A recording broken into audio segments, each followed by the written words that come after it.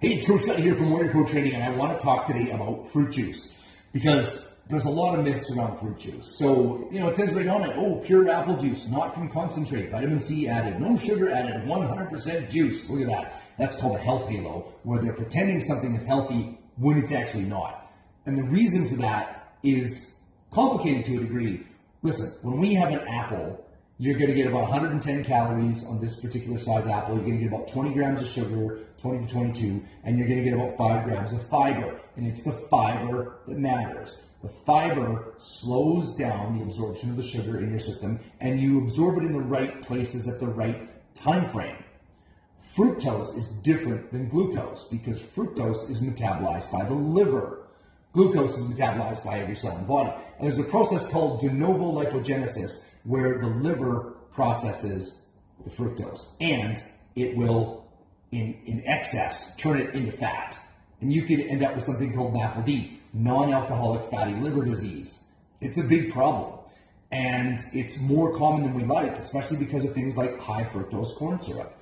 And again, the problem is if you drink a glass of apple juice, and I've marked on here a standard 340 milliliter serving, which is a glass of apple juice. If you buy it in a can or a bottle and serve it at a restaurant, that's typically what you get. So how many apples is it going to take to get one glass of apple juice? Well, let's find out. I've got my juicer here, and I'm going to turn it on. Now, I do have to grab a knife because I've cored these apples, but they don't quite fit in the hopper. So I'm just going to split it in half, and let's fire this up. It's going to be a bit noisy. Oh, I got to cut it with those. All right.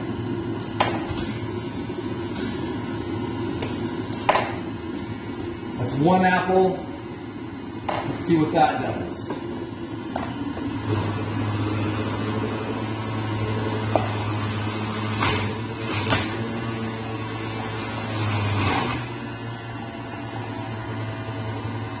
We got a little bit going on with some foam. Let's do another apple.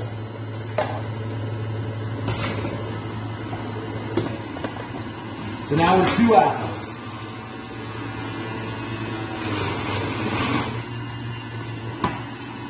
All right, a lot of foam. We're still not there yet. So we're 44 grams of sugar now. All right, another apple. Lost a piece there. I'm not going to drink this so I can take it off the floor. It's okay. I guess I might.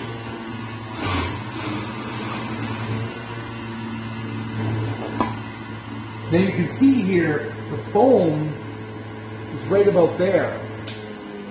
So that's not even a full glass yet.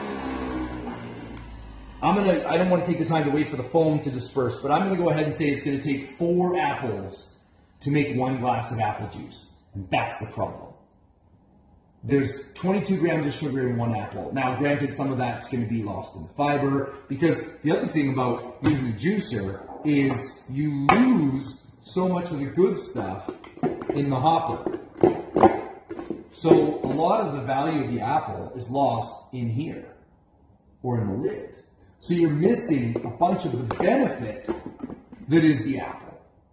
And you're going to get around 60 grams of sugar in a single glass of apple juice. And that's just inappropriate. It's too much all at once. And fructose suddenly all at once is going to be processed by the liver, which is going to turn it into fat. You're going to get NAFLD, non-alcoholic fatty liver disorder, and all those spikes and crashes in blood sugar are going to start to lead to type 2 diabetes. That's why apple juice is inappropriate. That's why fruit juice is inappropriate. Your best bet, if you really want to have some, is to mix it 75% water, 25% juice. It's at least better, but ultimately, just eat an apple. That's your best bet. And have a glass of water.